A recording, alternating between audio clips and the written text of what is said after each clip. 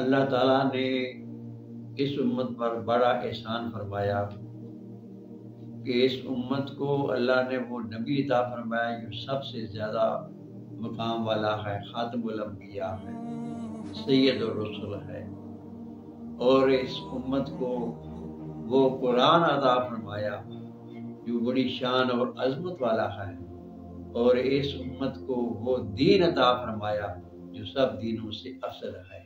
الیوم اکملت لکم دینکم واتممت علیکم نعمتی فرضیت لکم الاسلام دینا۔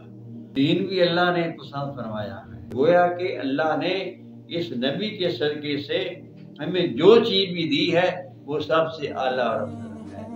محمد مصطفیٰ صلی اللہ علیہ وسلم کی وجہ سے ہی ہمارا مقام ہے۔ اگر ہم ان کی اتباع اور تابعداری کریں گے تو دین و دنیا میں کامیاب ہو جائیں گے۔ اگر ہم نے ان کا پیچھا چھوڑ دیا، اگر ہم نے ان کی اتباع نہ کی تو پھر دنیا میں خسارہ اور گھاٹا ہے۔ اللہ تعالیٰ ہمیں اپنے پیغمبر صلی اللہ علیہ وسلم کی اتباع اور تابعداری کرنے کی توفیق عطا فرمائے۔ اور اتباع اور تابعداری کیا ہے؟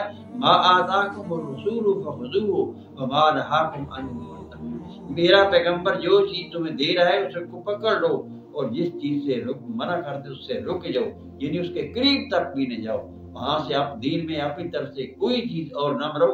پیغمبر جو دین لے کر آئے وہ اکمل ہے، وہ سب سے اعلیٰ ہے، افضل ہے۔ اس دین کے اندر مطلب کسی چیز کی مداخلت کرنے کی کوئی ضرورت نہیں۔